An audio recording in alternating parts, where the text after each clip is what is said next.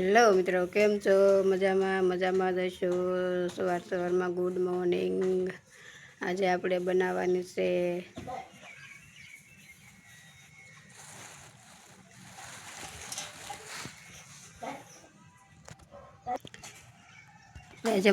ડાંભાનું શાક. મિત્રો કન્ટિન્યુ બ્લોકમાં બના રહેજો. તમને ડાંભો બતાવું કેવો છે એમ તમે જોઈ શકો.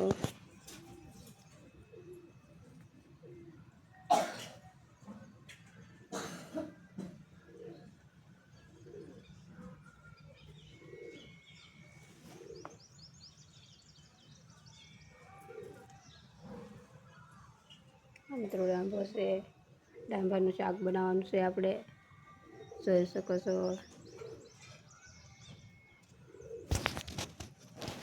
કન્ટિન્યુ બ્લોકમાં બના રહેજો. હવે આપણે ડાંભો સારો કરી નાખ્યો છે. હવે એના કરી નાખીએ બટકા. તમે જોઈ શકો છો આવી રીતના સારો કરવાનું હોય છે.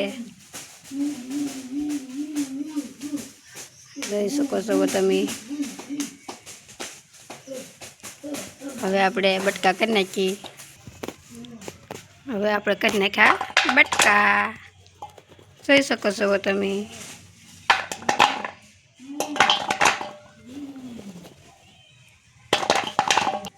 હવે આપણે કરી નાખ્યા બટકા. તમે જોઈ શકો છો. જો આવી રીતના કંઈક બટકા કર્યા છે. મોટા હોય એને શીરું કરી નાખવાનું. ને તમે જોઈ શકો છો મિત્રો, ડાંભાનું શાક મસ્ત સ્વાદવાળું થાય છે. એક ફેર ટેસ્ટ કરીને બનાવીને ખાઈ જવો તો મજા આવશે.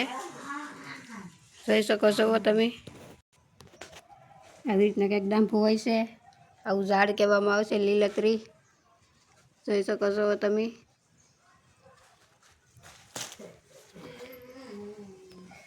જોઈ શકો આ ડાંભો શાક બને મસ્ત બને. તમે જોઈ શકો છો. હાલો તો આપણે જઈ શાક બનાવવા. કન્ટિન્યુ બ્લોકમાં બના રહેજો.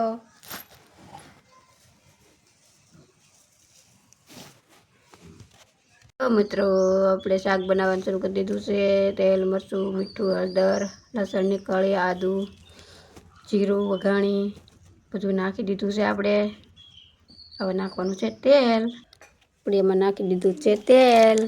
હવે નાખી દઈએ આપણે જો ફોડવા ધોવાના. થોડાક ધોઈ નાખવાનું પાણી નાખીને. જોઈ શકો છો તમે. આપણે આમાં નાખી દઈશું. મિત્રો આપણે મૂકી દીધું છે શાક. ટેસ્ટ પ્રમાણે પાણી રેડવાનું, સડી જાય એ પ્રમાણે. જોઈ શકો છો તમે. હવે આપણે ઢાંકી દઈએ. શાક સડી જાય પછી બતાવીએ. શાક સડવા આવ્યું છે મિત્રો. રેડી દઈ છાશ ટેસ્ટ પ્રમાણે, તો ખાટું થાય. જોઈ શકો છો તમે. છાશ રેડી દીધી છે. છાશ રેડી તો ખાટું થાય થોડુંક, તો મજા આવે. જોઈ શકો છો તમે.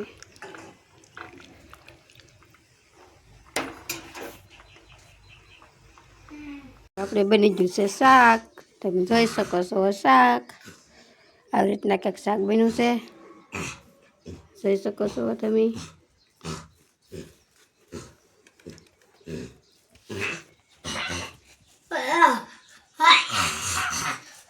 હવે આપણે જમી લઈએ. જો આ વિડીયો તમને ગમ્યો હોય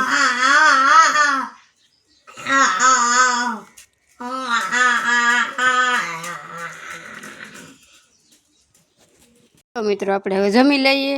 કેવો ટેસ્ટ કેવો છે એમ જોઈ લઈએ. આપણા દેશી રોટલા જોઈ શકો છો તમે. રોટલી છે.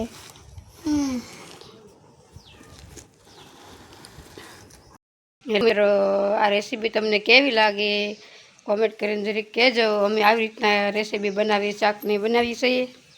અને તમે કઈ રીતના બનાવો શાક એ અમને કોમેન્ટ કરીને જણાવજો. અને હા, બીજું એક કહેવાનું ખાસ છે કે 50 સબસ્ક્રાઈબર થઈ ગયા છે. આવો સપોર્ટ કર્યો છે. આવો અને આવો સપોર્ટ કરતા રહેજો. અને ફરી મળશું નવા બ્લોગમાં. ત્યાં સુધી બધાને જય માતાજી. હોય તો લાઈક સબસ્ક્રાઈબ કરવાનું ભૂલતા નહીં. ફરી મળશું નવા વ્લોગમાં. ત્યાં સુધી બધાને જય બાય બાય.